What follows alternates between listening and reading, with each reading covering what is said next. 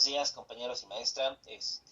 Nuestro equipo está conformado por Jonathan Illescas, Luis Guillermo Lomelí, nuestra compañera Eli de Soe y Edgar Mariles y su servidor Raúl Rueda Varela. Nuestro compañero Jonathan Illescas en esta ocasión nos pudo acompañar por cuestiones de trabajo, pero de igual manera nos apoyó en la recolección de información. Esto está llamado como tal México en la historia y vamos a empezar con una pequeña línea del tiempo que abarca desde, antes de lo que es la conquista, desde los primeros registros que se tienen de la llegada del hombre como tal al continente. ¿Okay? Lo vamos a ver por periodos y el primer periodo sería el periodo lítico. El periodo lítico abarca desde 30.000 a.C. al 7.500 a.C.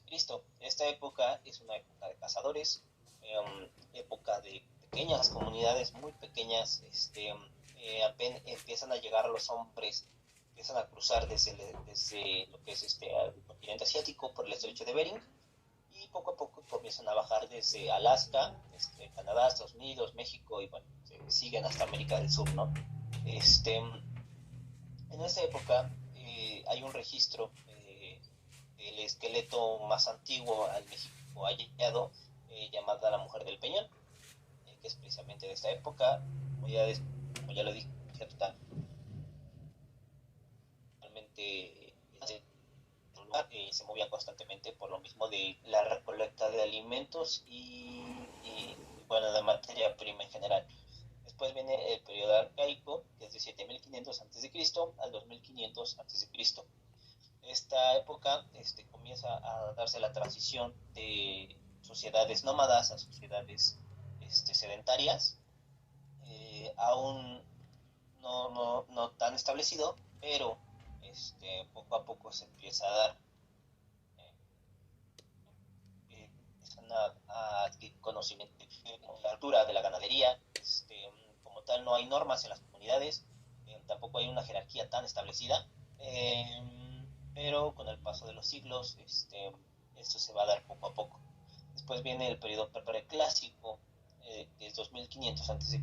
al primero después de Cristo. En ese periodo se empiezan a ya asentar ya como tal las primeras aldeas, aunque no el tipo de arquitectura, el tipo de ingeniería, el tipo de construcciones no son tan elaborados, pero empiezan los registros, algunos de los más importantes hasta el día de hoy, como son las cabezas olmecas, las llamadas cabezas olmecas de lo que es la famosa cultura madre. También otro punto muy importante es lo que es el centro ceremonial olmeca llamado La Venta. Y bueno, en general esta época empieza a darse ya, la base de lo que sería los posteriores imperios mexicanos más representativos. Después viene el periodo clásico, que es el primero después de Cristo al 900 después de Cristo. En ese tiempo se dan las primeras civilizaciones como tal, las grandes ciudades empiezan, como ya lo dije, obviamente lo que son las construcciones, el tipo de ingeniería y construcciones son más elaboradas ya, y florece lo que es la cultura zapoteca, con Monte Albán, que sería su centro, su capital más representativa, ¿no? Digámoslo así. También está en pleno apogeo lo que es la cultura teotihuacana y en el sur florece también la cultura maya. En el lado de Quintana Roo, Chiapas, algunos lados de Belice, pero aún no bien establecida, pero con el paso de los años sería una de las culturas más representativas y más importantes a nivel científico también, no solo en nuestro país, sino también a nivel mundial.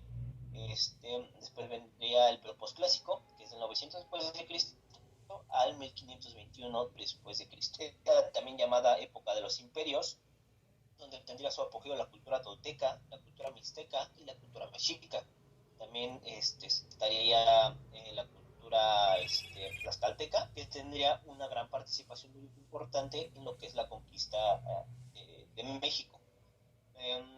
Tendría su apogeo como tal la Gran Tenochtitlan, la famosa ciudad en medio del lago, de la cual hablaban y se maravillaban los españoles.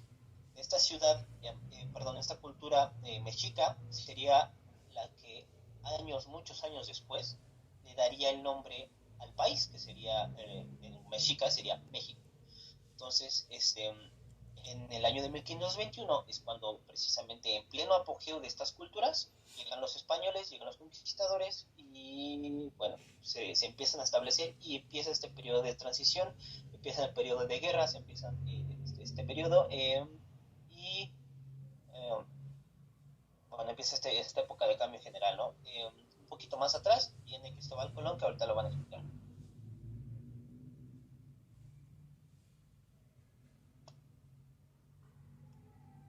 Cristóbal Colón. Unos años antes del descubrimiento de América, los viajes marítimos portugueses a la India bordearon la costa de África, surgieron como un estímulo para otros navegantes europeos creían que era posible llegar a otras regiones de Asia Oriental navegando hacia el oeste. Cristóbal Colón, defendiendo la hipótesis del diámetro de la Tierra, consigue el patrocinio de la reina Isabel y el rey Fernando en un viaje de exploración. Los cuatro viajes de Colón, Colón en representación de los reyes católicos de Castilla y Aragón, realizó cuatro viajes famosos desde Europa a América en los años 1492, 1493, 1498 y 1502. Los viajes menores. En 1499 la corona española decidió poner fin al monopolio que tenía Cristóbal Colón sobre las navegaciones a la India y abrió negocios a otros navegantes y empresarios. Esto dio lugar a viajes menores, entre ellos destacaron Pedro Alonso Niño, que descubrió las costas del Golfo de Paria, en Venezuela; Andrés Niño, descubridor de las costas centroamericanas; Vicente Yáñez Pinzón, descubridor de Brasil. La llegada de Cristóbal Colón a América ha considerado como uno de los hechos más importantes de la historia universal. Cristóbal Colón permitió el comienzo de la conquista de América, cuya primer campaña fue la de los españoles, emprendiendo a Cuba por Velázquez. El contagio de las enfermedades que los europeos llevaron consigo fueron la viruela, el tifus, la fiebre amarilla, etc. Esto también produjo un colapso de la población indígena de América, con gran impacto en la mortalidad. Igualmente, vinieron enfermedades de las Américas como es la sífilis, que diezmó la población europea desde las posesiones españolas en Italia de 1494. Hernán Cortés. Antes de la llegada de Hernán Cortés, los españoles habían realizado dos expediciones en México, sin que ninguna fuera exitosa debido a que España había agotado los recursos naturales de las Antillas y así iniciar las exploraciones de nuevas tierras. En 1519 Hernán Cortés llega a México y durante los 3 años siguientes combatiría contra los mexicas junto con otras tribus, los tlaxcaltecas. La administración territorial. A la orilla del Golfo de México fundó la primera ciudad de la Nueva España, la Villa Rica de la Veracruz. Las rutas de comercio. Desde el descubrimiento de América empezó el comercio entre las colonias y España. Los únicos puertos autorizados para hacer comercio en las colonias eran Sevilla y Cádiz.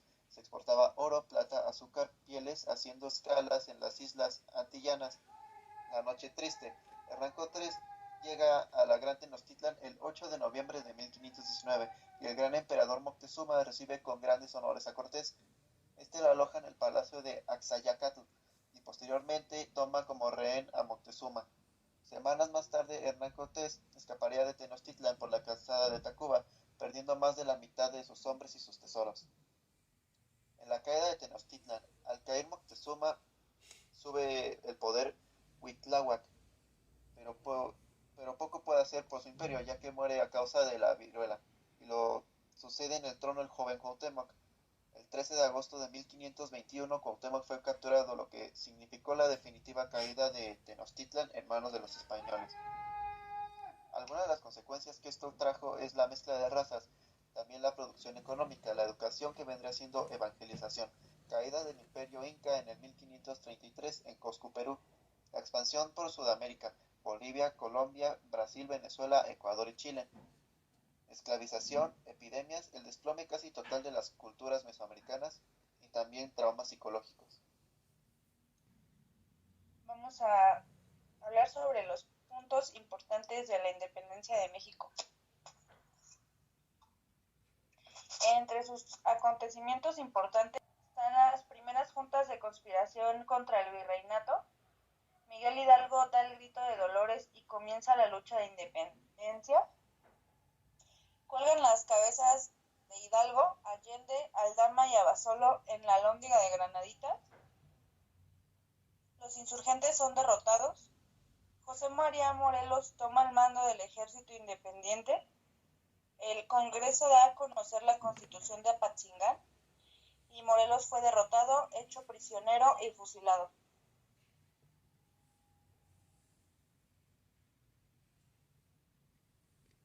Mina, Mier, Terán, Guerrero y Torres continuaron con la lucha de independencia.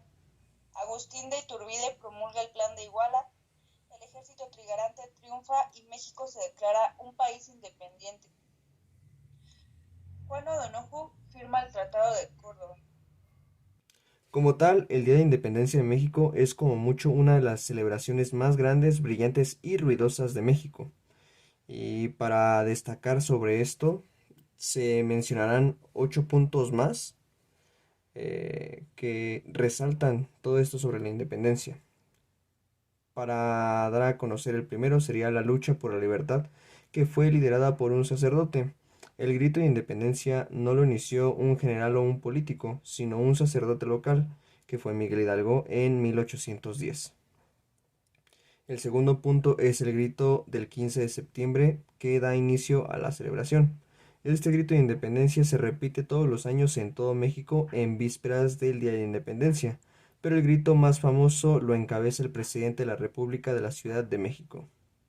El tercer punto sería que es una celebración de 2 días, debido a que el grito de independencia original de Hidalgo fue en medio de la noche. La celebración del Día de Independencia de México dura 2 días, con el grito el 15 y el Día de Independencia como tal el 16. El cuarto punto sería el 16, que comienza el desfile de independencia. Se comienza con una celebración y se ve marchando a militares. El quinto punto es el Día de Independencia, que se conmemora el inicio de la guerra. El sexto punto sería la Guerra de Independencia, que duró 11 años. Otro de los hechos poco conocidos del día es que la libertad no se ganó fácilmente y la guerra duró durante 11 años. El séptimo punto sería que Estados Unidos y Francia apoyaron a México. A principios del siglo XIX, del siglo XIX, países de todo el mundo se rebelaron, y dado que Estados Unidos y Francia habían derrocado recientemente al régimen monárquico, apoyaron a México para que se pudiera independizar de España. Y por último punto sería el 5 de mayo, es una festividad diferente. Cuando algún extranjero pregunta cuándo es el Día de Independencia de México, a veces se sorprenden al descubrir que no es el 5 de mayo. El 5 de mayo se celebra una batalla diferente, y esta fue contra los franceses. Hasta aquí sería nuestro tema. Muchísimas gracias por su atención.